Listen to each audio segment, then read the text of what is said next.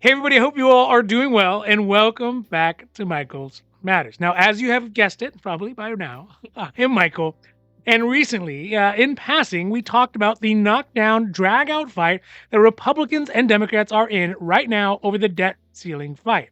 And although the main event is going to be whether or not they're going to raise this debt ceiling, the collateral damages in the fight might be some of the most important retirement programs in the country. Programs through Social Security, so things like Social Security Retirement, Social Security Disability SSDI, Supplemental Security Income SSI, as well as Railroad Retirement and VA benefits that oftentimes are pegged to Social Security. Now, despite being hugely popular, if nothing is done to remedy Social Security right now, it's only going to be able to pay out 80% of its benefits to Americans that it owes by as soon as 2035, which could leave millions of seniors, retirees, and older Americans who rely on the program for a majority of their monthly support without the resources they need to make ends meet and to live their golden years in dignity. So today we are talking more details about Senator Sanders' Social Security Expansion Act, his proposed fix that he did at the White House, that includes a proposal to add $2,400 more worth of benefits to all Social Security beneficiaries,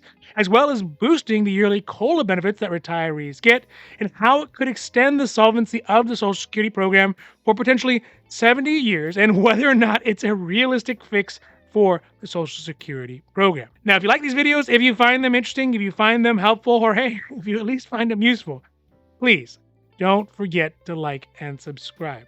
That way you can get updates when our newest and most informative videos become available.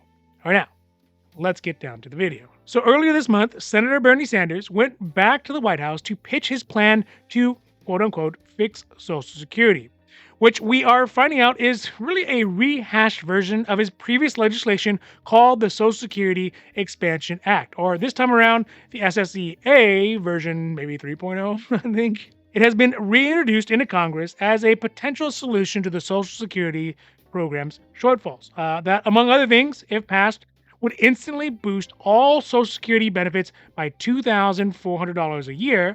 It would increase the minimum benefits even the poorest Social Security beneficiaries can get, so the minimum Social Security benefit, and extend the life of the Social Security program for another 70 plus years, all the way out till 2096, when hopefully we'll be able to fly by cars and jetpacks and take trips to Mars. And really, honestly, probably the trusty old Honda Civic will still be driving around. 700,000 miles and still going strong. Now, the key advantage to Senator Sanders' proposal is that it has solutions that will help seniors right now who are struggling to make ends meet, and it has solutions for the mid-range as well as the distant future of the program. In the short range, aside from the across-the-board increase of Social Security benefits by $2,400 a year, it would increase the minimum amount of Social Security benefits that anybody could get, regardless of how long they have worked or how much money they had paid into it. Right now, a person's Social Security payment or benefits is based off a calculation that Social Security uses based off the number of years a person worked and how much money they made. The minimum benefit that a person could have in 2023, so this year right now, is around $49.40 a month, which realistically, I mean, that's not even enough to fill up a gas tank of a Honda Civic, let alone to be able to buy a 12 packs of eggs, especially with this inflation. But under the SSA, the minimum benefit would be moved up to match 125% of the federal poverty level, which for 2023 for a single person is at $18,225 a year, or for a couple is at $24,650 a year, which is a substantial jump and would be adjusted yearly as the federal poverty level goes up every single year. Also, as a sidebar, and again, if everything stayed the same, these new incomes would drop a lot of those low-income individuals out of eligibility for programs like SNAP and food stamp and Medicaid and free housing and things like that, basically overnight. So I don't know if that was an oversight or what. So yeah, $200 more a month for Social Security beneficiaries. That's great. And a minimum benefit of $18,225 a year for a single person, anyone who's on Social Security, even if they made low income or didn't pay into it that long. That would be the changes in the near term. So yeah, $200 more a month for SSA beneficiaries, which is good, as well as a increase in the minimum benefits that anyone could get on Social Security to $18,225 for a single person. So that is the near-term changes in the Social Security Expansion Act. Now, the way that it improves Social Security in the mid-range is something I have talked about many times on this YouTube, and it's something I think would make a huge difference in the lives of folks who are on Social Security benefits or pensions that are pegged to it, which is it would change and increase the calculation for how the cost of living adjustment, or COLA, is calculated every single year so that it better reflects the costs that seniors actually have on a yearly basis. Now, I'm not going to get too deep into the numbers on this one. I have another video explaining the difference, and I'll put a link up here if you want to check that out. But right now, the COLA, or that cost of living adjustment for Social Security, is calculated off something called the CPIW, which is the Consumer Price Index for the average urban clerical wage worker. And basically, it's just a basket of goods and expenses the average urban clerical worker has. And then it looks at how much those prices of those goods and services went up every single year. And whatever that percentage is, that is what creates the percentage for the COLA adjustment. Just like last year, when the cost of basically everything went up, mostly because of inflation, that huge jump, it meant the COLA jumped as well. It went up by 8.7% because the CPIW went up by 8.7%. But the problem with CPIW calculation is that it measures the expenses of the average urban clerical worker, and it's not the expenses of the average older American. Under the Social Security Expansion Act out of Senator Sanders' camp, it would change the CPI to something called the CPI which is the Consumer Price Index for the elderly. I know, not a great name. But what it would do, it would take the average cost that seniors and older Americans have and adjust the COLA according to those expenses rather than the average urban worker. This is important because the standard CPIW, it doesn't weight the costs that older Americans have fairly, because it's not looking at things like healthcare and medications and transportation costs that seniors have.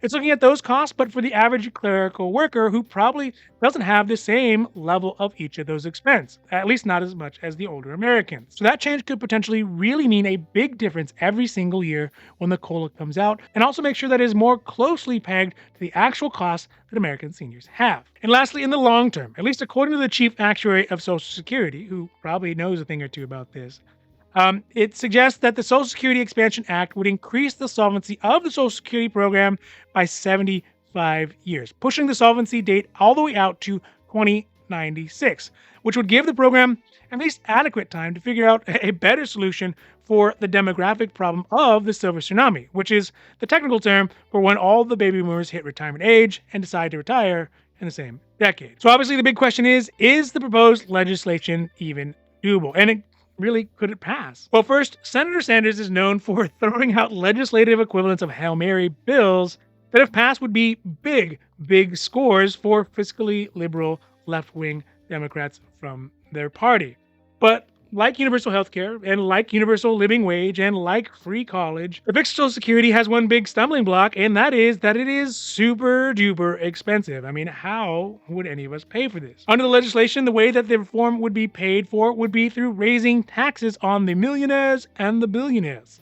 But in this case, the millionaires and billionaires aren't actually millionaires and billionaires. They would actually start out having incomes at $250,000 or above. So in short, right now, programs like Social Security are paid for through a payroll tax, which means that when you get paid, they tax your paycheck. The tax, though, is split between yourself and the company. And usually, as I say, it is the reason why the money in your pocket is a lot lighter than the money on your paycheck. It's because of this tax. But at the moment, income that is taxed for the purposes of Social Security is capped at $160,000 per year.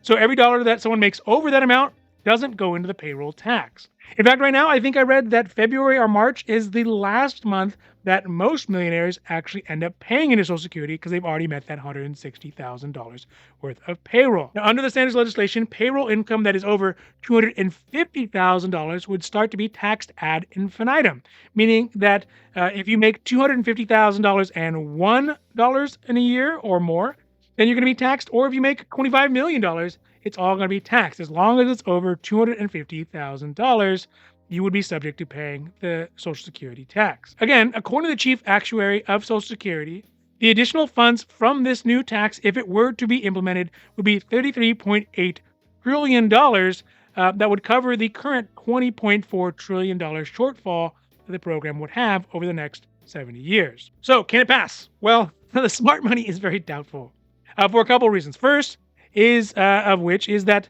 the tax and spend measures like this, although they may have flown maybe a year ago, right now there's not a snowball's chance to get this through Congress, especially with Republicans in the majority in the House. It's also unlikely that Kevin McCarthy, the Republican House Majority Leader, would ever agree to take something up like this in the House.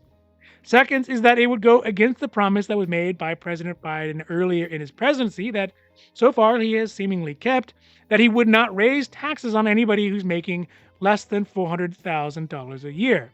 So overall, I think the idea of raising taxes to pay for programs that we all use is a pretty legitimate reason to raise taxes, whether it's for roads or schools or healthcare or the military or protection and things like that.